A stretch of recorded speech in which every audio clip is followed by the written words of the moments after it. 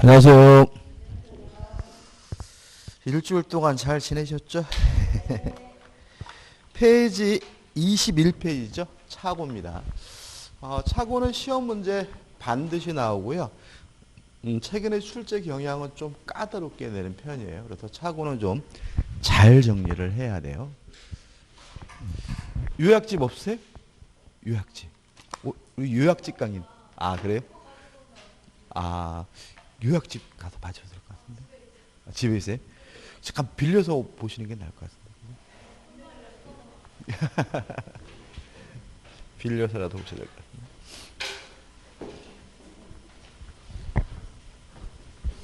근데 왜 남자분 안 오셨고 여자분 한 번 안 오셨고 왜 안 오셨죠?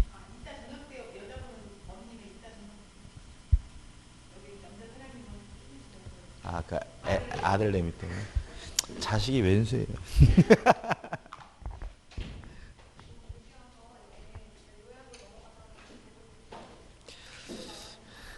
자, 21페이지 펴시면 차고입니다. 차고는 그래서 좀 잘 정리하셔야 돼요. 일단 개념은 의사와 표시가 불일치됐고요. 불일치됐다는 사실을 모르고 하는 것이 차고에 의한 의사표시예요. 근데 우리가 개념에서 두 가지를 꼭 점검하고 넘어가야 되는데, 첫째는 규범적 해석이죠.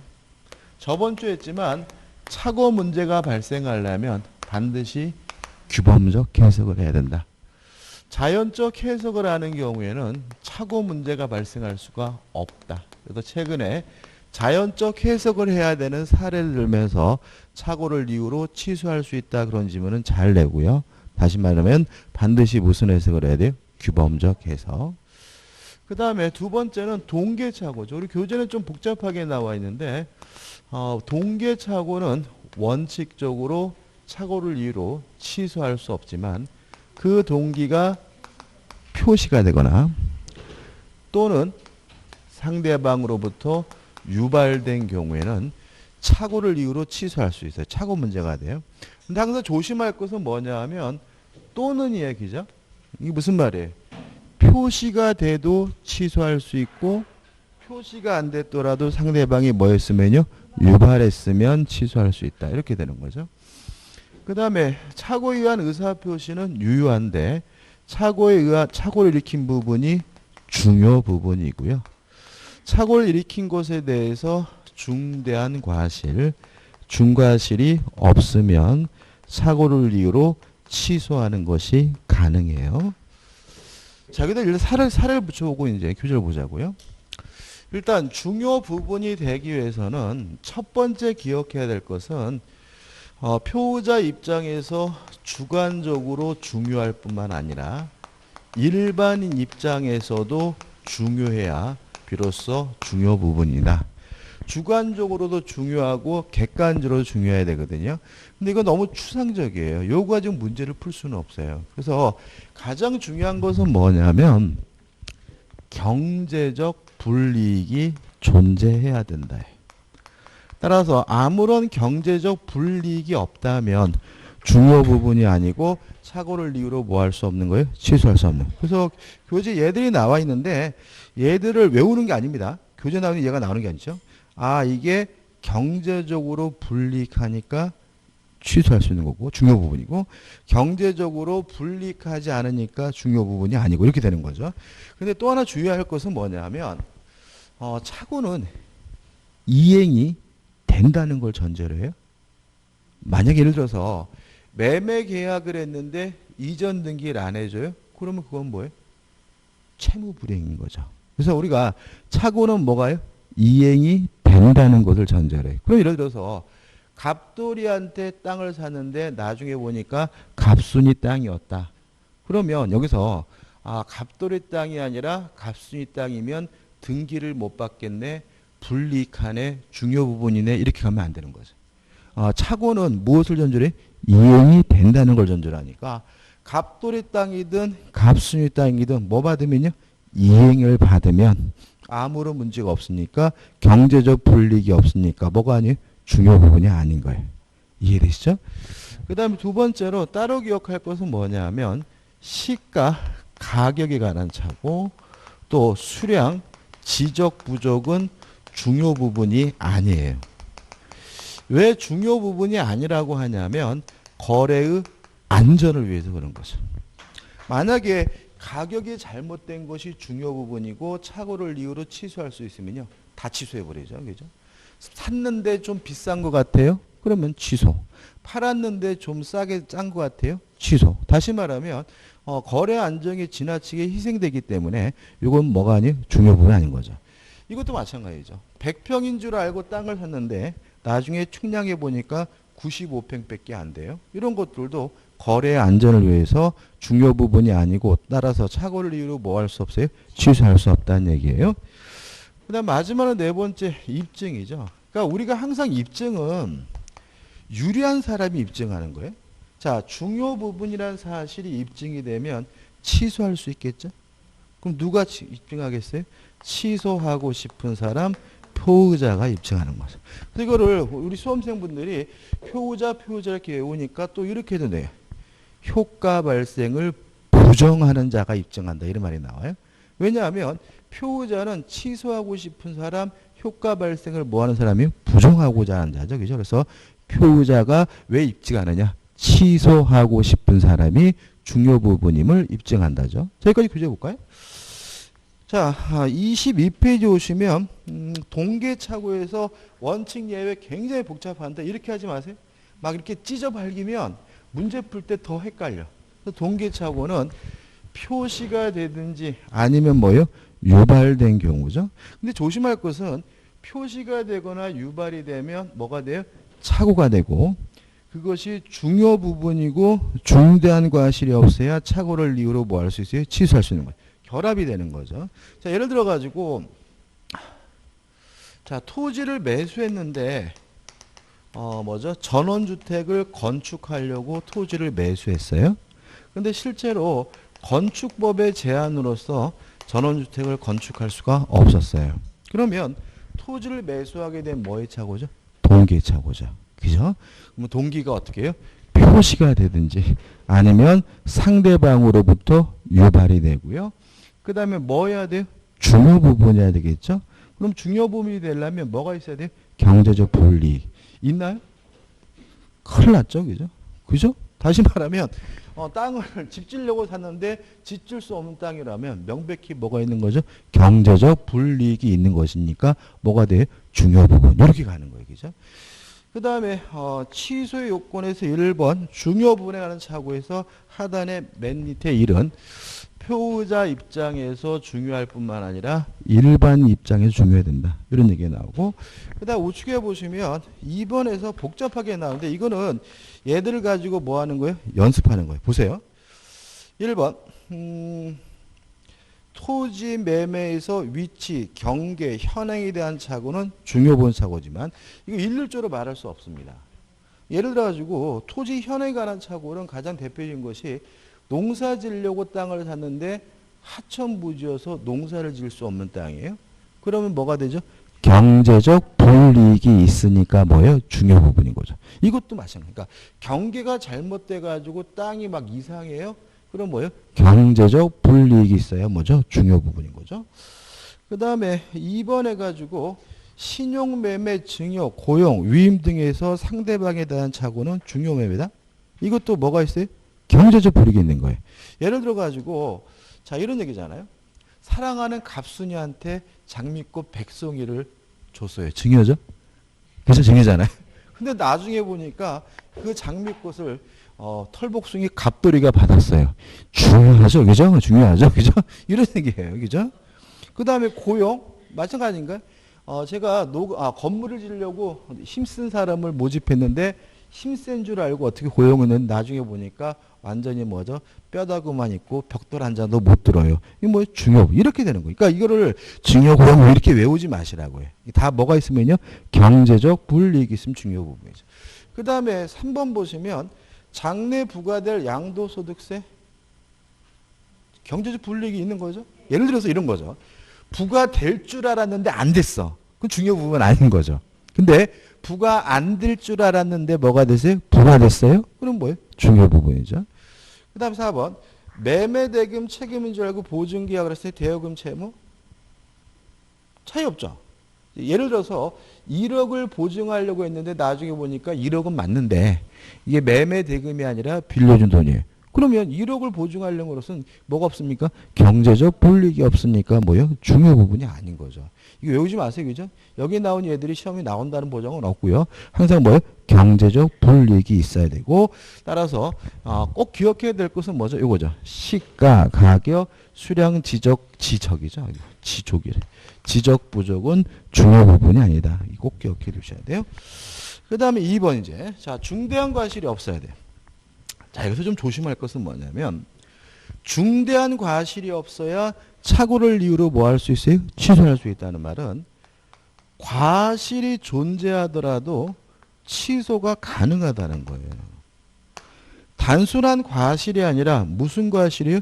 중과실이 존재하는 경우에는 원칙적으로 착오를 이유로 뭐 할 수 없다는 얘기예요? 취소할 수 없다는 얘기죠. 그러면 왜 그러냐면 우리가 과실이 뭐예요? 알 수 있는데 모르는 거죠. 그죠? 착오가 뭐죠? 의사표시가 불일치됐음을 모르는 거잖아요. 이 뭘 내포하는 겁니까? 알아야 되는데 몰랐다는 거예요. 그래서 착오에 의한 의사표시는 다른 말로 하면 과실에 의한 의사표시고 우리가 착오, 과실, 실수를 비슷한 의미로 쓰잖아요. 같은 의미인 거예요. 그래서 우리가 착오는 항상 무엇을 내포하게 돼요? 과실을 내포하기 때문에 과실을 이유로 당연히 뭐 할 수 있어요? 취소할 수 있는 거예요. 근데 단순한 과실이 아니라 중대한 과실이 존재하면 착오를 이유로 뭐 할 수 없는 거예요? 취소할 수 없는 거예요. 자, 그럼 여기서 이제 구별해야 돼요. 자, 과실이란 알 수 있는데 모르는 게 뭐예요? 과실이에요. 중과실이란 누구든지 당연히 알아야 되는데 모르는 게 뭐예요? 중과실이에요. 두 분이 왜 싸우세요? 네?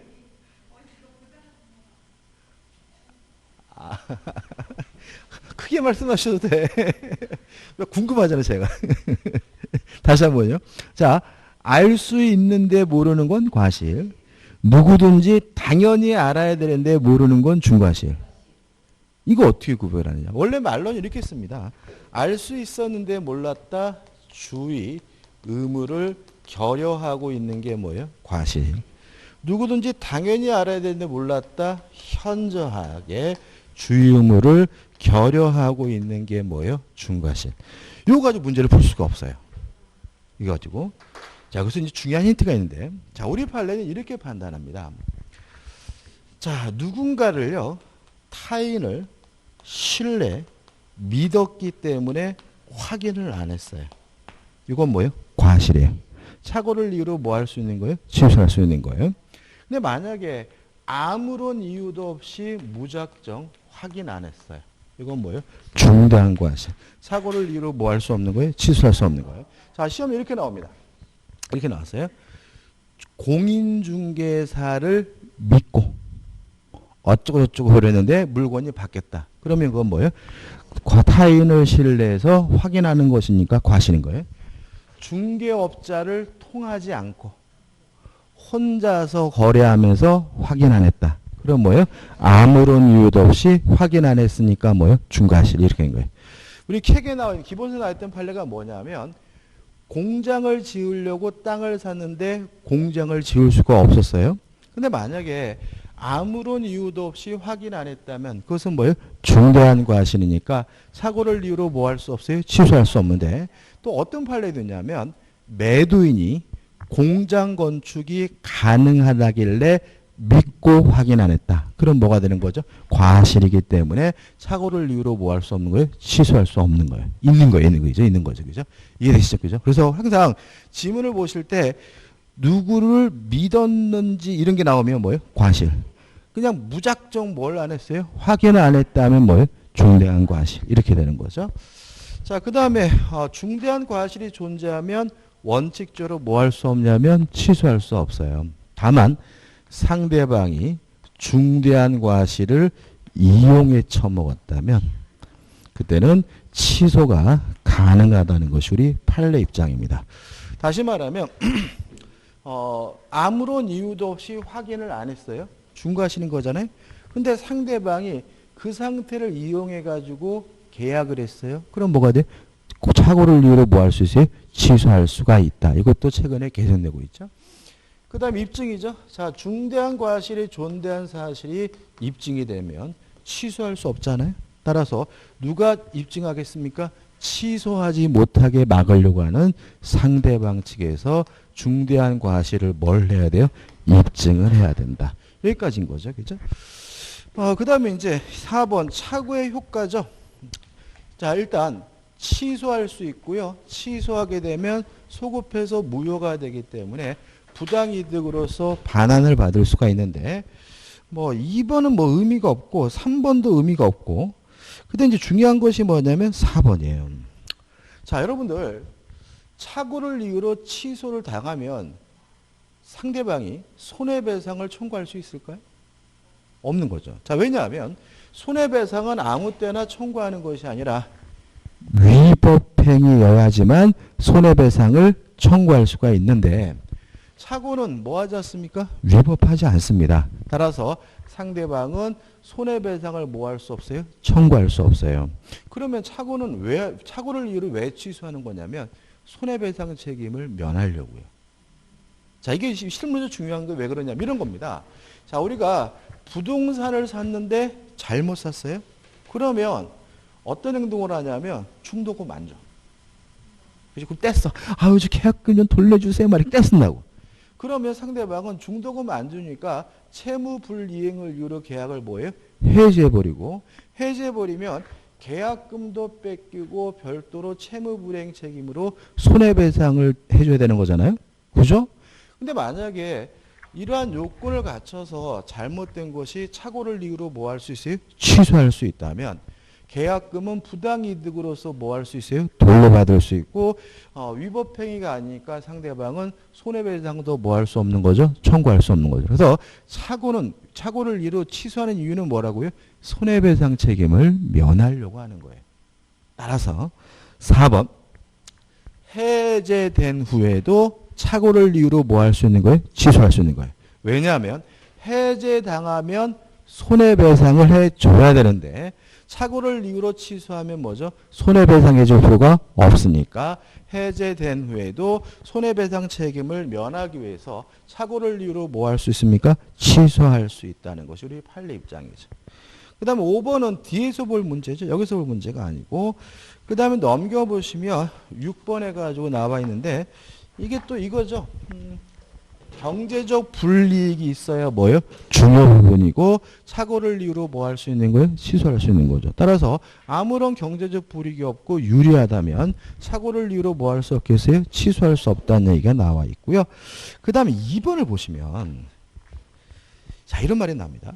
상대방이 표의자의 진위에 동의한 때에는 취소할 수 없다. 세 번째 줄 이런 말이 나오잖아요. 이게 무슨 말이에요? 자연적 해석 아닌가? 그죠? 자, 우리가 다시 한번 속으로는 뭐 할 마음이에요? 계집할 마음으로 말로는 뭐예요? 집을 팔겠다고 했어요. 근데 상대방이 진이 계집에 대해서 사겠다고 뭐 했어요? 동의했다는 말은 무슨 해석이란 얘기예요? 자연적 해석이고요. 자연적 해석의 경우에는 착오를 이유로 뭐 할 수 없어요? 취소할 수 없는 거예요. 그러니까 이걸 기억하는 게 아니라 반드시 무슨 해석이어야 돼요? 규범적 해석이어야 된다. 따라서 상대방이 알았거나 알 수 있었다는 이유로 자연적 해석하는 경우에는 착오를 이유로 뭐 할 수 없습니까? 취소할 수 없다는 거 꼭 기억해 두시기 바랍니다. 7번 손해배상 청구할 수가 없습니다. 적용 범위는 특별한 건 없죠. 1번 단독행위도 취소할 수 있고요. 2번 가족법상 행위는 취소할 수 없겠죠. 동의하시나요? 그죠? 꽃미나 맞아? 엄청난 미인인 줄 알고 결혼을 했어요. 근데 신혼여행 가가지고 욕실에서 나오는 와이프를 보니까 다른 사람이야. 그동안 화장을 한 게 아니라 변장을 하고 다닌 거였어요. 그래도 착오를 이유로 뭐 할 수 없습니까? 취소할 수 없어. 당연한 얘기죠. 근데 문제는 3번 해가지고 나와 있는데 잘 나오는 건 아닌데 좀 정리해 볼게요. 자, 화해계약은요. 원칙적으로 착오를 이유로 취소할 수 없다라고 민법에 규정을 두고 있습니다. 민법에.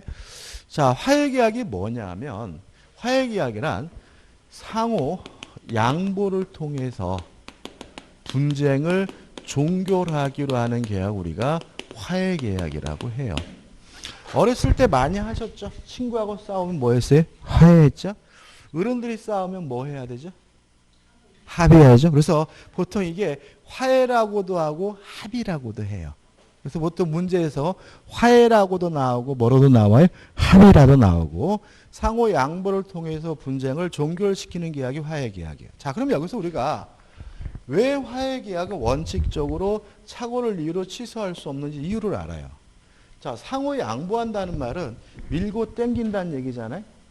그럼 밀고 땡기는데 왜 밀고 땡기는 거예요? 틀려도 상관이 없다는 거죠. 합의금 얼마 줄까? 5천만 원. 싫어 인간아. 4천만 원 줄래. 밀고 땡긴다는 말은 그 금액이 잘못되더라도 상관이 없다는 것을 뭐하고 있어요? 전제하고 있는 거니까 서로 뭐예요? 밀고 땡기는 거예요. 그래서 화해계약은 착오라더라도 뭐 할 수 없는 거예요? 취소할 수 없는 거예요. 이해되시죠? 그죠? 다만 예외적으로 화해계약은 착오를 이유로 취소할 수 있는 경우가 있어요. 첫째, 당사자 자격이 관한 착오입니다. 두 번째, 분쟁 이외의 사유에 관한 착오예요. 여기까지 기억하면 되는데, 자, 예를 들어볼게요. 자, 이런 얘기입니다. 제가요, 어젯밤에 술을 진탕 처먹었는데, 집에서 자빠져 자고 있는데, 경찰서에서 전화 왔어요. 놀라서 갔더니, 난생 처음 보는 의뢰는 놈이 어젯밤에 저 자식이 저를 개패듯이 팼습니다라고 주장을 해요. 아저씨 저 아세요? 했더니, 임마 네가 어젯밤 비 오는데 날 개패듯이 팼잖아. 이 나쁜 놈은 막 이런단 말이죠. 그래서 저는 기억도 없고 억울해 죽겠는데 경찰관이 옆에서 뭐라 그러냐면 아이고 많이 다치지 않았는데 괜히 했다 안 했다 싸우지 마시고 조금 빨리 합의하시라고 해가지고 억울하고 분했지만 이놈한테 얼마 줄까 했더니 500달러예요. 미쳤다 인간아 나 200 주겠다라고 해서 밀고 땡기다가 400만 원에 합의했어요. 그래서 꽁돈 400만 원 남기고 나서 억울해 미치겠는데 친구한테 전화 왔어요. 얼마 전이에요? 400 줬다니까 미쳤대요. 그 진단이면 200이면 떡을 친대요. 그래도 착오를 이유로 뭐 할 수 없는 거예요? 취소할 수 없는 거예요. 화해계약은 원칙적으로 착오를 이유로 뭐 할 수 없는 거예요? 취소할 수 없는 거예요. 근데 꽁돈 400만 원 달라고 가지고 아주 그냥 쓰렸는데 한 달쯤 됐는데 경찰서에서 전화가 왔어요. 진범을 잡았대요. 그럼 저는 그놈하고 합의할 필요가 없었던 사람이죠. 이게 뭐예요? 당사자 자격에 관한 착오고요. 따라서 착오를 이유로 뭐 할 수 있는 거예요? 취소할 수 있는 거예요. 다시 말하면 합의할 필요가 없는데 합의한 경우. 이게 뭐죠? 당사자 자격에 관한 착오입니다. 자, 우리 시험에 나왔던 건 뭐가 나왔냐면 이게 나왔어요. 자, 의사인데 진료를 하고 퇴원시켰거든요. 근데 이분이 며칠 있다 돌아가셨어요. 아, 내가 치료를 잘못해가지고 돌아가셨나 보다 해가지고 부랴부랴 유가족하고 합의를 했는데 나중에 보니까 그분이 치료 때문에 돌아가신 게 아니라 넘어지셔서 빗길에 넘어지셔서 사망했다는 사실이 밝혀졌다면 저는 합의할 필요가 없는데 합의한 것이니까 이게 뭐예요? 당사자 자기 관한 착오고 착오를 이유로 뭐 할 수 있어요? 취소할 수 있다. 이런 시험에 나온 적이 있어요. 그 다음에 분쟁 이해 사유는 뭘 생각하시면 되냐면 교통사고 후유증을 생각하시면 돼요. 자, 이런 얘기입니다. 교통사고 나가지고 보험회사하고 합의하는 것도 뭐예요? 화해계약이에요. 예를 들어 제가 팔이 부러져가지고 500만 원에 합의했거든요. 얘들이 너무 좀 그렇다. 근데 나중에 보니까 500만 원 너무 적대요. 너무 조금 받았어요. 그래도 착오를 이유로 뭐 할 수 없는 거예요? 취소할 수 없는 거예요. 그죠? 근데 문제는 팔이 부러져가지고 500에 합의를 했는데 나중에 교통사고로 허리가 골절됐다는 사실이 밝혀졌어요. 그러면 보험회사하고 저하고 분쟁이었던 것은 팔 부러진 거고 허리 부러진 것은 분쟁이 아니었잖아요. 이거 우리가 분쟁 이외의 사유에 관한 착오를 하고요. 이제는 화해계약이라 하더라도 착오를 이유 뭐 할 수 있어요? 취소할 수 있다. 이렇게 되는 거죠. 그 다음에 6번 차고와 담보 책임. 자, 규칙 읽어볼게요. 차고와 담보 책임이 경합되는 경우에는 선택적으로 담보 책임 묻거나 그렇지 않으고 차고를 이유로 취소할 수 있다. X입니다. 이거 잘못된 말입니다. 교재 좀 수정해 주세요. 자, 차고를 이유와 차고와 담보 책임이 문제되는 경우는 이걸 좀 시험에 잘 나오는데 담보 책임만 주장할 수 있고요. 차고를 이유로 뭐 할 수 없어요? 취소할 수 없어요. 이것과 헷갈리지 말아야 될 것이 뭐냐면 사기와 담보 책임입니다. 사고와 담보 책임은 둘이 뭐 할 수 있냐면 선택적 행사가 가능해. 시험에 잘 나와요. 다시 말하면 차고와 담보 책임은 선택하지 못하고 뭐만 물을 수 있어요? 담보 책임만 물을 수 있고 차고를 이유로는 취소할 수 없고요. 사기와 담보 책임은 뭐예요? 선택적 행사가 가능해요. 교재가 잘못됐기 때문에 이유를 말씀드리면 자, 이런 개념입니다. 자, 우리 판례에 따른다면 차고가 더 큰 개념이고요. 차고의 특수한 형태가 담보 책임이에요. 차고의 뭐라고요? 특수한 형태. 그래서 담보 책임이 성립하지 않는 경우에만 차고를 이유로 뭐 할 수 있어요? 취소할 수 있는 거고, 담보 책임이 성립하는 경우에는 뭐만요? 담보 책임만 물을 수 있다는 것이 우리 판례 입장이에요. 자, 한번 보세요. 이런 겁니다. 자, 갑이 소유하고 있는 자전거에 대해서요. 을이 만나가지고 매매 계약을 했는데 요 자전거를 인도받고 보니까 브레이크가 제대로 안 나는 고장난 자전거였어요. 그러면 물건에 뭐가 있습니까? 하자가 있는 거고 물건의 하자에 대해서 뭘 물을 수 있는 거죠? 담보 책임을 물을 수가 있는 거거든요. 근데 이게 공교롭게도 뭐이기도 하냐면 차고이기도 해요. 자, 왜냐하면 자, 을은 어떤 의사냐면 완전한 자전거를 사고 싶었었죠. 근데 실제로 구입한 자전거는 고장난 자전거니까 의사 표시가 뭐가 돼 있어요? 버릇이 되어 있고요. 알았으면 안 샀겠죠. 따라서 어떻게 해요? 모르고 산 거니까 이게 뭐이기도 한 거예요? 차고이기도 한 거예요. 그래서 차고는 항상 뭐이기도 한 거예요? 담보 책임이기도 한 거예요. 담보 책임이 항상 뭐이기도 한 거예요? 차고이기도 한 거예요. 그래서 우리가 담보 책임과 차고가 동시에 성립하는 경우에는 뭐만 물을 수 있어요? 담보 책임만 물을 수 있는 거예요. 만약에 담보 책임을 물을 수가 없는 경우에는 무엇을요? 차고를 이유로 취소할 수 있고 선택적 행사할 수는 없다는 것이 우리 판례 입장이라는 거 기억해 두시고 선택은 뭐죠? 사기와 담보 책임은 선택적으로 행사할 수가 있습니다. 자, 그 다음에 이제 뭐가 나옵니까? 하자에 있는 의사표시, 사기에 의한 의사표시와 강박에 의한 의사표시 나오죠. 이것도 정리라고 교재를 볼게요. 자, 사기입니다. 기망, 속였더니 착오를 일으키고요. 그 착오에 의해서 일정한 의사를 표시하면 이게 뭐가 돼요? 사기에 의한 의사표시거든요. 그럼 여기서 뭘 할 수 있냐면 요 기망, 속이는 행위를 뺀다면 얘도 뭐인 거죠? 착오인 거죠. 따라서 사기를 당한 사람은 사기를 이유로 취소할 수 있고 착오를 이유로 취소할 수 있고 뭐 할 수 있는 거예요? 선택할 수가 있는 거예요. 요건은 다르지만. 자, 요건입니다. 자, 사기에 의한 의사표시가 되려면 반드시 뭐가 필요해요?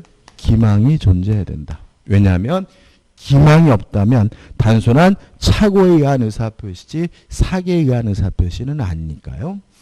자, 여기서 조심할 것은 뭐냐면 고지 의무, 알려줄 의무가 존재하는 경우에는 침묵으로도 가능하다.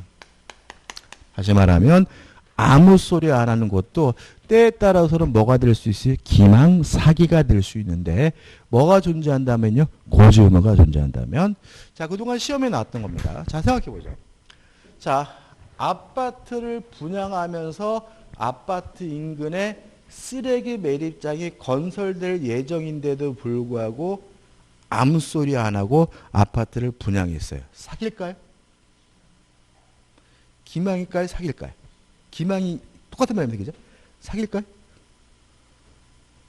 자, 아파트 인근에 쓰레기 매립장이 건설될 예정이라는 사실에 대해서 고지 의무가 없을까요? 있죠, 이거는. 왜 이런 일이 벌어지냐면 여러분 아다시피 우리가 아파트를 분양할 때는 사람들이 현장 안 가잖아요. 그러니까 그 현장에 옆에 쓰레기 매립장이 있는지 없는지 알려주지 않으면 모르는 거잖아요. 따라서 이건 뭐예요? 고지 의무가 있는 거기 때문에 암소리 안 하고 분양한 것은 뭐예요? 사기다. 이것도 나왔고 또 아파트 인근에 대단히 공동묘지가 있었어요. 공동묘지가 있는데도 불구하고 암소리 안 하고 분양했어요. 사기일까요? 사기인 거지 그것도. 동의하시나요? 그렇지 않아요? 그죠? 아니 퇴근해가지고 베란다 문을 탁 열었더니 그냥 무덤이 그냥 막 이렇게 있고 막 가끔 밤 되면 도깨비 물도 날아다니고 이러면 그 아파트 가격이 나중에 제대로 받긴 하겠어요? 이것도 뭐예요? 고지 의무가 있는 것이기 때문에 기망이고 사기라는 것이 판례 입장이고 그동안 이 두 가지가 시험에 나왔어요. 근데 전에 한번 다른 하고 수업하는데 어떤 분이 납골당은요 이렇게 물어보더라고요. 납골당은 모르겠어 그거는 저는. 그거는 판례가 없으니까. 판례가 없으니까 모르겠는데 근데 제가 봤을 때는 납골당은 보통 건물로 되어 있잖아요. 그죠? 그래서 우리가 일반적으로 혐오시설이라고 하긴 하지만 고지 의무까지 있을까 싶긴 해요. 모르겠어요. 근데 저한테 모르는 거 물어보니까 답은 뭐죠? 모르겠습니다. 근데 판례가 없는 건 뭐죠? 시험에 나오지 않습니다. 그죠? 자, 그 다음에 두 번째로 기억해야 될 것은 뭐냐면 고의여야 돼요. 아, 죄송합니다. 다시 할게요. 두 번째 위법입니다. 위법해야 사기입니다. 여기서 조심할 것은 뭐냐면 솔직히 사기치지 말라는 법은 없어요. 사기치면 뭐 몇 년 이하의 징역에 처한다. 사기에 의한 의사표시는 취소할 수 있다. 이 정도지 사기치지 말라는 법은 없거든요. 그럼 여기서 위법이라는 말은 뭐냐면 법을 위반했다는 말이 아니라 비난 가능성이 존재해야 된다는 거예요. 우리 판례가. 다시 말하면 모든 기망이 사기인 것은 아니고 비난할 정도여야 그것이 뭐예요? 위법한 것이기 때문에 사기인 거예요. 동의하시나요? 그죠? 그러니까 여러분들 저도 살면서 많이 속여봤거든요. 특히 제일 많이 속이는 사람이 누구죠? 제 와이프한테. 그래도 제가 사기로 처벌된 예는 없어요. 왜요? 지나치고 비난할 정도야 사기인 거죠. 자, 그럼 생각해 보자고요. 자, 음식을 먹으러 갔는데 이모한테 이모 이거 맛있어요? 물어봤더니 끝내주게 맛있대요. 먹었더니 맛이 드럽게 없어요. 그래서 다음날 사기로 검찰에 고발하고 그 매매 계약을 사기를 이유로 취소하고 할 수 있을까요? 없는 거죠. 왜냐하면 음식을 파는 사람이라면 당연히 맛있다라고 말하는 것이 인지상정이고요.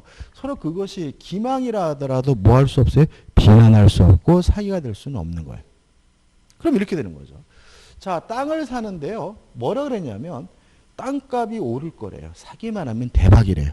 라고 했는데 땅값이 안 올라요. 사기일까요? 아니라는 거예요. 왜냐하면 땅을 파는 사람은 당연히 땅이 좋다라고 말하는 것이 뭐예요? 인지상정이고요. 땅값이 오른다고 말하는 것이 뭐예요? 인지상정이기 때문에 서로 그것이 기망이라 하더라도 위법하지 않기 때문에 사기가 아니라는 게 우리 판례 입장인 거예요. 당한 사람이 바본 거예요. 그죠? 시험에 나왔던 게 뭐가 나왔냐면, 자, 상가를 분양하면서 장사가 끝내주게 잘 된다고 해서 분양을 했어요. 나중에 장사가 더럽게 안 돼요. 사기일까요? 아니다. 왜냐하면 상가를 분양하는 사람은 장사가 잘 된다라고 말하는 것이 뭐예요? 인지상정인 거고요. 서로 그것이 기망이라 하더라도 위법하지 않기 때문에 뭐가 아니에요? 사기가 아니에요. 이해되시죠? 자, 그럼 이거 한번 생각해 보자고. 이것만 이해하면 돼요.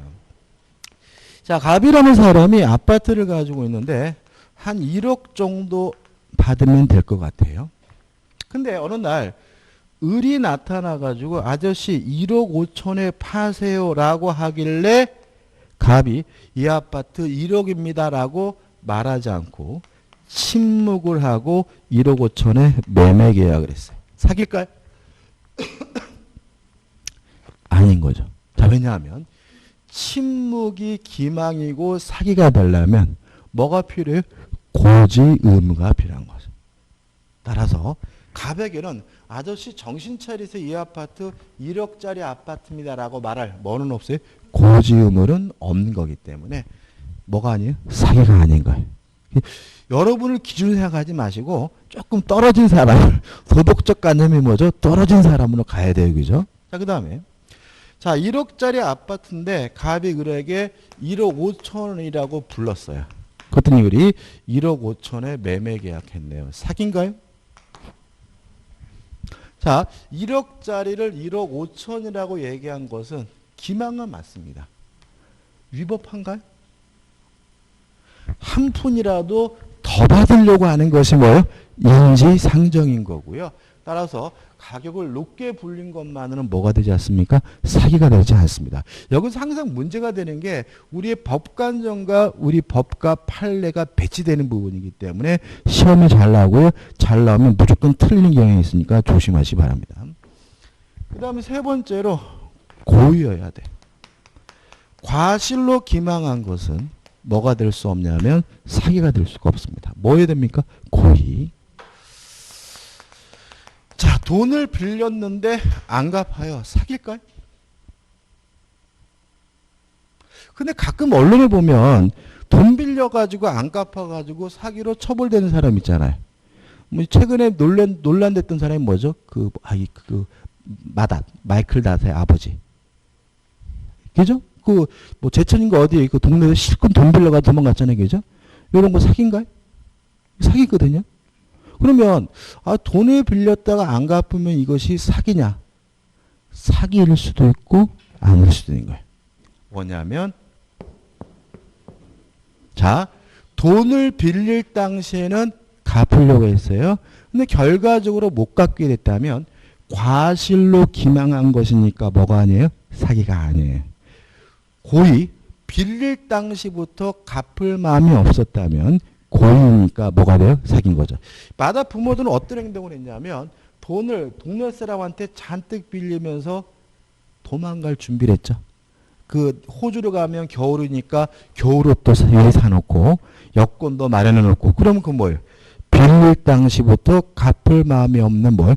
고의니까 그건 뭐가 되는 거죠? 사기가 되는 거예요. 그래서 고의여야 된다. 과실로 기망한 것은 뭐가 될 수 없어요? 사기가 될 수 없다는 거 조심하셔야 돼요. 그 다음에 이 고의는 2단의 고의여야 됩니다. 2단의 고의라는 말은 기망을 해서 착오를 일으키겠다는 1단계의 고의만으로는 부족하고요. 착오를 일으킨 사람으로 일정한 의사표시를 받겠다라는 2단계의 고의가 필요하고요. 네 번째로 인과관계가 필요한데 이 인과관계는 객관적일 필요는 없습니다. 주관적인 것만으로도 충분하다는 거죠. 예를 들어서 최근에 신천지 논란이 많았잖아요. 그죠? 근데 제가 이렇게 보니까 신천지 교리는 되게 특이하더라고요. 20만 등? 등수를 매기는데 20만 등 안에 들면 하늘나라로 올라가서 자기가 뭐죠? 이렇게 지도자가 된다는 거예요. 지도자가. 그러니까 1번은 뭐죠? 교주 그 사람이 1번이고 그래서 가장 높은 그래가지고 그 사람들이 이제 막 적극적으로 전도하잖아요. 전도를 하거나 그러면 점수가 높아져요. 그래가지고 그 사람들 보면은 20만 등 안에 드는 거예요. 그래서 20만 등 안에 들면 죽지도 않고 또 하늘나라 올라가가지고 높은 지위에서 다른 사람을 지배하고 이렇게 이런다는 거예요. 교리가 그렇대요. 근데 그런 거 들으면 항상 어떤 생각이 들어요? 야, 저런 걸 믿는 사람이 있을까 싶은데 믿는 사람이 수십만 명인 거잖아요. 다시 말하면 인과관계는 객관적일 필요는 없다는 말은 일반적으로 믿을 만한 정도일 필요는 없다는 거예요. 표자 입장에서 주관적으로 믿을 만한 정도였다면 그것만으로도 인과관계가 있기 때문에 사기인 거예요. 이해되시죠? 그죠? 자, 교재 잠깐 보시면 자 24페이지에 순서가 좀 다르죠? 고의해야 되고 2번 기망행위가 있어야 되는데 밑에서부터 세 번째 줄 보시면 이런 얘기가 나와요. 예컨대 저당 부동산을 매도하면서 저당권 설정 사실을 고지하지 않은 경우에는 부작위에 의한 사기가 성립할 수 있다. 이게 뭐예요? 고지 의무가 있다는 얘기겠죠, 그죠? 근데 실제로 이건 좀 애매한 것 같은데 이해가 안 될 것 같아. 왜냐하면 등기부등본 떠보는 게 일방적인 거고 등기부등본 떠보면 어떻게 해요? 나오는데 그거에 대해서 고지 의무가 있는지는 좀 의심스러워요. 이것도 판례도 아니고.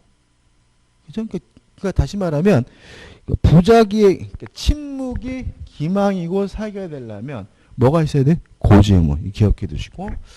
그 다음에 2번 고지 의무 센데 있고 넘겨보시면 3번 위법해야 되는데 위법해야 된다는 말은 교재에 복잡하게 나와 있는데 상술의 범위를 벗어났다는 말은 뭐예요? 비난 가능성이 존재하면 뭐죠? 위법이란 얘기죠. 그 다음에 백화점의 변칙 세일이 나오는데 자 이건 뭐냐면 이런 겁니다. 백화점 변칙 세일이 뭔지는 아시죠? 그러니까 우리가 예를 들어 가지고 옷에다가 15만 원 이렇게 써놨더니 사람들이 쳐다도 안 봐요. 쳐다도 안 보는데 백화점이 뭐라 그랬냐면 옆에다가 이렇게 적어놨단 말이죠. 이렇게. 그러면 사람들이 어떤 생각을 하게 돼요? 30만 원짜리인데 할인해서 뭐예요? 15만 원이라고 하죠. 당연히 이건 뭐예요? 기망인 거죠. 이것이 위법한가? 위법하다는 거예요. 백화점은. 왜 그러냐? 우리는 백화점에서 물건 살 때 안 깎죠. 그렇지 않습니까? 예를 들어가지고 15만 원 적혀있는데 아줌마, 아가씨 이거 10만 원만 합시다. 이런 분들이 진짜 있어요. 있긴 있지만 대부분은 뭐예요? 안 깎아요. 다시 말하면 백화점에 대해서 우리는 대단히 뭐하고 있다는 거예요? 신뢰하고 있다는 거죠. 근데 백화점 측이 우리를 뭐 했어요? 속였다면 비난 가능성이 있고 따라서 뭐죠? 위법하고 사기라는 것이 우리 판례 입장인 거죠. 그 네 번째 인과관계가 나와 있는데 아유 복잡하게 나와 있는데 1번에서 객관적일 필요는 없다. 뭐예요? 주관적인 것만으로도 충분하다. 그 다음에 3번 보시면 사기 강박에 의한 의사합의 취소할 때 표의자의 과실의 유무는 불문하다. 따질 필요가 없는 거죠. 그죠? 그러니까 그 다음에 2번도 이게 뭐냐면 경제적 불이익이 존재해야 되는 것은 어디서 요구하는 요건이에요? 차고에서 요구하는 요건이에요. 사기에서는 뭐가 필요 없습니까? 경제적 불이익이 필요가 없는 거죠. 따라서 경제적 불이익이 없더라도 사기면 사기를 이유로 뭐 할 수 있어요? 취소할 수 있다는 얘기인 거고요. 그 다음에 이제 4번인데 자 우리가 취소란 건 뭐예요? 성립했고 유효한 계약을 소급해서 무효화시키는 게 취소죠. 다시 말하면 적어보면 자 성립했고 유효한 법률 행위를 소급해서 무효화시키는 걸 우리가 뭐죠? 취소라고 해요. 따라서 만약에 성립조차 되지 않았다면 뭐 할 수 없는 거예요? 취소할 수 없는 거예요. 동의하시죠? 자, 이 판은 이런 겁니다. 땅이 이렇게 있었어요. 이렇게 있었는데 갑이 소유하고 있는 땅이었는데 을과 만나가지고 매매 계약하려고 하는데 매매 계약이 체결되질 않아요. 왜 문제였냐면 예를 들어서 이 부분의 경계가 명확하지가 않은 거예요. 경계가 명확하지 않으니까 매매 계약이 체결되질 않는데 갑이 뭐라 그러냐면 이 부분 빼자. A 부분. 요거 있으나 마나 필요 없는 땅이니까 빼자. 해가지고 갑과 을이 매매 계약하면서 A 부분을 제외하기로 뭘 했어요? 특약을 한 거예요. 이해되시죠? 근데 문제는 길이 나중에 이렇게 뚫리는 거예요. 그래서 오히려 A 부분이 없으면은 이 땅은 아무짝에 쓸모가 없는 땅이었고요. 갑은 뻔히 그 사실을 알고 있었어요. 고의에. 그러면 고의로 뭐 했어요? 기망했고 이 정도면 위법하다고 봐야 되겠죠? 위법하고 고의니까 사기를 이유로 요거를 취소할 수 있느냐 요 문제인 거예요. 취소할 수가 없다. 왜냐하면 A 부분을 제외했다는 말은 요 매매 계약은 A 부분을 제외한 나머지 부분에 대해서만 성립한 거예요. A 부분에 대해서는 계약이 뭐조차 되지 않은 거예요? 성립조차 되지 않은 거죠. 제외됐다면 제외된 부분은 계약에서 뭐조차 되었어요? 성립조차 되지 않았으니까 사기를 이유로 뭐 할 수 없어요? 취소할 수 없습니다. 교재 읽어보면 4번 매매 계약을 체결할 때 토지의 특정 부분을 매매 대상에서 제외시키려 한 특약을 한 경우 그 특약만을 사기에 의한 법률행위로 뭐 할 수는 없어요? 취소할 수 없다. 왜냐하면 제외된 부분에 대해서는 계약이 법률행위가 뭐조차 되지 않았어요? 성립조차 되지 않았으니까. 그죠? 그 다음에 강박이죠. 자, 일단 강박에 의한 의사표시는 뭐냐면 강박, 해악을 고지했더니 공포심을 느끼고 그 공포심에 의해서 일정한 의사를 표시하면 이게 뭐가 되죠? 강박에 의한 의사표시가 되는데 첫째, 강박이 존재해야 되겠죠. 뭐 때려주겠다, 집에다 불 지르겠다 이런 거죠. 근데 유의하실 것은 뭐냐면 첫째, 강박 자체가 반사회적인 것은 아니다. 왜 그러냐면 자, 반사회적 법률에는 무효잖아요. 근데 만약에 강박이 반사회적이다 이래버리면 강박에 의한 의사표시는 취소할 수 있다는 민법 규정이 아무 의미가 없게 되죠. 그죠? 반사회적 법률은 무효고 강박에 의한 의사표시는 뭐 할 수 있어요? 취소할 수 있는데 강박 자체가 반사회적이다 이렇게 보게 되면 뭐 강박에 의한 의사표시는 취소할 수 있다는 민법 규정은 아무짝에도 쓸모없잖아요. 그래서 우리 판례는 우리 입법자가 두 개를 나눴다면 별개의 문제인 거다. 그래서 강박을 당했으면 취소할 수 있을지언정 그 자체가 뭐인 것은 아니에요. 반사회적인 것은 아니다. 꼭 기억해 두시고 그 다음 두 번째로 기억할 것은 뭐냐면 의사 결정의 자유가 완전 박탈된 상태로 평가된다면 이때는 아예 뭐가 되냐면 무효가 돼요. 자, 왜 무효가 될까요? 반사회적이지 않다 그랬잖아요. 이건 왜 무효가 되냐면 의사무능력자와 다름이 없기 때문에 그래요. 자, 의사능력이라는 게 뭐죠? 스스로 의사를 결정할 수 있는 능력이 뭐죠? 의사능력이고 이러한 의사능력이 결여가 되면 의사무능력자고 그 법률이 무효인 거잖아요. 예를 들어서 누가 몽둥이 들고 아저씨 3만 원만 줘 그러면 두드려 맞을까 봐 무섭지만 그래도 뭐죠? 갈등을 하겠죠. 몸으로 때울까 줄까 그죠? 그래서 어떻게 해요? 아플 것 같아서 줬다면 그건 뭐예요? 강박에 의한 의사표시인데 목에 사시미를 딱 대고 3만 원만 그럴 때 찔릴까 줄까라고 고민한 놈은 또라이인 거죠. 다시 말해 여기서는 그냥 줘야죠. 없으면 원통하죠. 그죠? 아이씨 아침에 용돈 좀 달라니까 막 와이프한테 막 짜증나는 거죠. 그죠? 다시 말하면 목에 칼을 들민다 총을 겨눈다 같이 의사결정의 자유가 완전 박탈된 상태라면 의사결정을 못해요. 누구와 다름이 없는 거예요? 의사 무능력자와 다름이 없기 때문에 뭐가 되는 거죠? 무효가 된다는 거죠. 이해되시죠? 그 다음에 두 번째 강박이 뭐 해야 되냐면 위법해야 돼요. 강박에 의한 의사표시는 위법이 중요합니다. 자, 둘러는 아닙니다. 우리 판례가. 이것도 물론 비난 가능성이 존재해야 된다는 건데 둘러는 아니에요. 행위나 수단이 부당한 경우 이것도 우리가 부적당한 경우 같은 말이죠. 부당하고 부적당하고 같은 말이죠. 동의하시죠? 그죠? 근데 이 적자가 들어가면 또 틀려. 환장하겠어. 부적당한 거랑 부당한 거는 같은 거잖아요. 그죠? 그죠? 부당한 경우는 정당한 이익을 취득할 목적여도 위법합니다. 반대로 행위나 수단이 정당하다 하더라도 그것이 부정한 이익을 취득할 목적이면 위법합니다. 예를 들어서 빌려준 돈이 1억이에요. 1억을 돌려받았어요. 빌려준 돈을 받는 것은 뭐죠? 정당한 이익이잖아요. 근데 행위나 수단이 뭐 안 갚으면 뭐 때려 죽이겠다는 둥, 안 갚으면 뒷산에다가 묻어버리라는 둥, 뭐 이런 식으로 얘기해가지고 돈을 받았다면 뭐가 부당하기 때문에 행위나 수단이 부당하기 때문에 위법한 거죠. 행위나 수단이 정당하다고 할 때 뭐가 나옵니까? 고소고발이 나는 거예요. 누가 자기를 고소하겠다, 고발하겠다고 하면 기분 좋을 사람 아무도 없지만 그것은 뭐예요? 정당한 거죠. 뭐요? 국가로부터 구제를 받겠다는 거니까. 그래서 만약에 고소하겠다고 해서 합의금을 뜯어냈어요. 근데 만약에 그 합의금이 적정하다면 위법한 거 아니에요. 근데 만약에 지나치게 많이 뜯어냈다면 부정한 이익을 취득할 목적이었다면 뭐가 되죠? 위법하다는 것이 우리 판례 입장인 거죠. 그 다음에 세 번째로 고의여야 됩니다.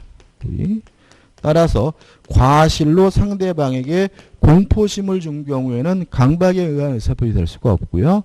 이 고의는 뭐예요? 2단의 고의여야 됩니다. 따라서 강박을 해서 공포심을 일으키겠다는 1단계의 고의와 공포심을 일으키는 사람부터 일정한 의사표시를 받겠다는 2단계의 고의가 필요하고요. 네 번째로 인과관계인데 이것도 객관적일 필요는 없습니다. 주관적인 것만으로 충분합니다. 우리 판례 중에 가장 대표적인 판례는 뭐냐면 벼락 맞아 뒤지라는 판례입니다. 실제 판례. 벼락 맞아 뒤지라 그러면 일반적으로 객관적으로 일반인들은 공포심을 느끼진 않잖아요. 근데 그분은 진짜 벼락을 맞을까 무서워서 외출을 못했고요. 그리고 또 벼락을 안 맞기 위해서 구술했어요. 그럼 이분은 주관적으로 뭘 인과관계가 있기 때문에 그것도 뭐예요? 강박에 의한 의사표시다라고 판시하고 있습니다. 다 있습니다.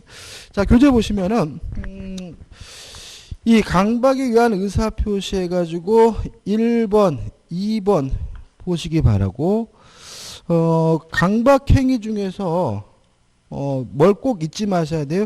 의사결정의 자유가 완전 박탈된 상태라면 무엇과 다름이 없어요? 의사 무능력자 다름이 없기 때문에 무효라는 거 기억해 두시기 바라고.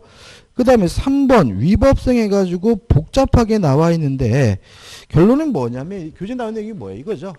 행위나 수단이 부당하다면 정당한 이익을 취득할 목적에도 위법하다.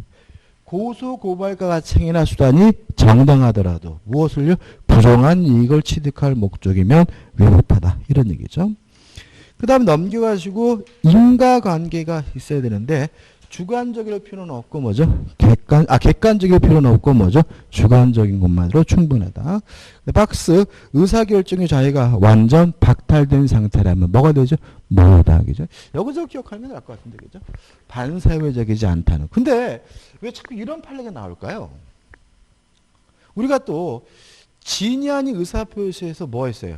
강박이 뭐는 아니에요? 진이 아닌 의사표시가 아니다. 이런 얘기 했잖아요. 그죠? 왜 그런 판례 자꾸 나오는 거죠? 자, 이런 문제입니다. 자, 우리가 다음 주 하겠지만 취소권의 행사기간에 제한이 있어요. 법률행위를 한 날로부터 10년, 추인이 가능한 날로부터 3년이죠. 근데 무효는 한 번 무효면 영원히 무효니까 무효는 10년, 20년, 30년 지나도 뭐 할 수 있어요? 주장할 수 있는 거잖아요. 근데 강박을 당해가지고 재산을 뺏겼고 이미 몇 년이 지나버렸어요? 10년이 지나버렸으니까 강박을 이유로 뭐 할 수 없는 거예요? 취소할 수가 없는 거죠. 그러니까 자꾸 뭐예요? 반사회적이다. 아니다. 그죠?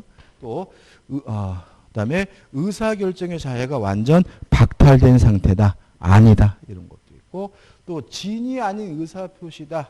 아니다. 이라는 판례가 나오게 되는 이유가 거기에 있으니까 좀 주의하시기 바랍니다. 그 다음 효과죠. 자, 사기 강박에 의한 의사표시는 뭐 할 수 있습니까? 취소할 수가 있습니다. 상대방이 사기를 쳤다면 강박을 쳤다면 당연히 뭐 할 수 있어요? 취소할 수 있는 거죠. 근데 문제가 되는 것은 뭐냐면 3번 제3자 사기 강박이죠. 자, 이런 얘기입니다. 갑이 을과 만나가지고 매매 계약을 했는데 을이 갑에게 사기 강박을 했다면 당연히 갑은 을과의 매매 계약을 뭐 할 수 있겠어요? 취소할 수 있을 텐데 병이 갑에게 사기를 쳤어요? 강박을 쳤어요? 이랬을 때 이 매매 계약을 취소할 수 있느냐? 왜 문제가 되냐면 만약에 병이 갑에게 사기 강박을 쳤다는 이유로 갑이 을과의 매매 계약을 취소하게 되면 상대방이 뭘 보는 거죠? 피해를 보는 거죠. 따라 우리 민법은 상대방을 보호할 필요가 없을 때 상대방이 알았거나 또는 알 수가 있었을 경우에만 취소할 수 있다라고 규정을 두고 있는 거죠. 다시 말하면 상대방이 아닌 제3자가 사기 강박을 했으면 언제 취소할 수 있습니까? 상대방이 알았거나 또는 알 수 있어야 취소할 수 있죠. 시험 문제에서 주로 이 사람이 누가 나오겠어요? 우리 시험에서? 중개업자가 나오겠죠. 그잖아요. 그러니까 상대방은 누군 거예요? 매도인 매수인 거고 사기친 사람이 뭐일 수 있어요? 중개업자일 수가 있는 거잖아요. 그때는 상대방이 알았거나 알 수 있어야지만 뭐 할 수 있어요? 취소할 수 있는 거고. 그럼 생각해 보자고요. 상대방이 만약에 선이 이고 and 무과실이라면 갑은 을과의 매매 계약을 사기 강박을 이유로 뭐 할 수 없어요? 취소할 수 없죠. 그러면 갑은 어떻게 해야 돼요? 지금 을과의 매매 계약을 취소할 수 없으니까 손해봤네 라고 말 문제가 아니라 요 사기친 놈, 강박한 놈 병에게 불법행위를 원인으로 뭐 하겠습니까? 손해배상을 청구하겠죠. 따라서 취소를 못해도 불법행위를 원인으로 손해배상을 청구할 수 있는 거예요. 따라서 취소를 안 하면 손해배상도 청구할 수 없다. X. 취소를 안 해도 취소를 못 해도 사기친 놈 강박한 놈한테는 불법행위를 원인으로 뭘 청구할 수 있습니까? 손해배상을 청구할 수 있다는 거 꼭 기억해 두시고요. 그 다음에 이 병은 왜 지가 사는 것도 아닌데 갑에게 사기 강박을 했느냐. 이 문제에 대해서 우리 판례는 크게 둘로 나뉩니다. 피용자, 직원인 경우는 제3자로 봐요. 따라서 만약에 을의 피용자 직원이 사기 강박을 친 경우에는 을이 알았거나 알 수 있어야지만 뭐 할 수 있어요? 취소할 수 있다고 봐요. 근데 만약에 을이 대리인이에요. 그러면 제3자가 아니다. 따라서 만약에 을의 대리인이 사기 강박을 했다면 을이 알았든 몰랐든 상관없이 뭐 할 수 있는 거예요? 취소할 수 있는 거예요. 이것도 헷갈리는데 이렇게 기억하세요. 자, 우리가 대리사 하겠지만 사기 쳤는지 안 쳤는지도 누구만 가지고 따지는 거예요? 대리인만을 가지고 따지는 거다. 따라서 대리인이 사기를 쳤다면 본인이 알았든 몰랐든 상관없이 뭐 할 수 있어요? 취소할 수 있다. 강박을 했는지 안 했는지도 누구만 가지고 따져요? 대리인만을 가지고 따지는 거예요. 따라서 대리인이 강박을 했다면 본인이 알았든 몰랐든 상관없이 취소할 수가 있다. 이렇게 정리하면 되겠죠. 그래서 교재 보시면 3. 제3자의 사기 강박에서 1번 상대방이 없으면 아무 때나 취소할 수 있다. 2번 상대방 있는 의사표시는 동그라미 1번 해가지고 상대방이 알았거나 또는 알 수 있었을 경우에 취소할 수 있죠. 근데 교재 예가 나와 있네요. 이거 좀 생각해 보자. 교재는 예인데 이것도 보세요. 자, 을이 갑에게 1억을 빌려줬어요. 그러면 갑이 뭐죠? 채무자고 을이 뭐죠? 채권자인 거죠. 근데 갑이 병에게 사기를 치는 바람에 병이 뭘 했냐면 보증을 섰어요. 자, 이것도 생각해 보자고요. 보증계약은 누구하고 체결하는 겁니까? 채권자와 보증인이 하는 거예요. 채무자는 보증계약의 당사자가 아니에요. 보증계약은 누구 하는 거라고요? 보증인과 채권자가. 여러분이 만약 은행에다 보증을 쓰게 되면 누구하고요? 보증인하고 은행하고 계약하는 것이지 이 보증계약의 당사자는 채무자는 당사자가 아닌 거예요. 따라서 보증인이 채권자가 알았거나 알 수 있어야지만 뭐 할 수 있는 거예요? 취소할 수가 있는 거다. 그죠? 조심하세요. 그죠? 보증계약하면 채무자가 자꾸 계약에 뭐예요? 당사자인 것처럼 생각하는데 보증계약은 채권자와 누가 하는 거라고요? 보증인. 따라서 채무자가 사기 강박을 한 것은 제3자가 사기 강박을 한 것이니까 상대방이 알았거나 알 수 있었을 경우에만 뭐 할 수 있죠? 취소할 수 있다. 그 다음 2, 3, 4번까지 보시기 바라고 4번 제3자에 대한 관계 취소하더라도 선의 제3자에게 뭐 할 수 없어요? 대항할 수가 없고요. 우측에 사기 강박에 의한 다른 제도와 관계인데 1번 부당이득 반환 충고권이 나와 있는데요. 일단 사기를 이유로 취소하게 되면 부당이득으로서 반환받을 수 있고요. 또 불법행위를 원인으로 사기친 놈한테 손해배상을 청구할 수 있죠. 둘 다 하면 안 된다. 왜냐하면 둘 다 하면 뭐가 생겨요? 이득이 생기죠. 이 민법은 이득은 안 돼. 여러분들 요새 또 말 많던데 민식이법인가 그것 때문에 운전자 보험을 많이 하시잖아요. 조심할 게 뭐예요? 중복보험 하면 안 됩니다. 예를 들어가지고 내가 1,000만 원짜리를 3개 가입했으면 3천만 원을 주는 게 아니라 3개를 어떻게 해요? 3분의 1씩 나눠서 은행에서 주는 거예요. 무슨 말 아시겠어요? 말도 안 된다. 말도 안 되는 게 아니라 민법은 뭐가 생기면 안 돼? 이득이 생기면 안 되는 거예요. 그래서 중복보험을 하게 되면 보험회사가 나눠서 돈을 주는 이유는 항상 민법은 무엇을 경계해요? 이익을 경계해요. 그래서 나눠서 주는 거고. 마찬가지예요. 그래서 부당이득 반환도 청구하고 손해배상도 청구한다면 피해자 상대방에게 뭐가 생겨요? 이득이 생겨요. 그건 안 돼. 그래서 부당이득 반환이나 손해배상이나 둘 중에 하나를 선택적으로 행사하게 됨을 주의하시기 바라고요. 2번 담보책임과의 관계 아까 말씀드렸죠. 선택할 수가 있다. 다시 말씀드리면 착오와 담보책임은 선택 못해요. 담보책임만 주장할 수 있는 겁니다. 그렇지만 사기와 담보책임 뭐 할 수 있어요? 선택할 수가 있다. 제도 취지가 다르기 때문에 그래요. 그 다음에 2절에서 의사표 효력 발생은 좀 쉬었다가 보도록 하겠습니다.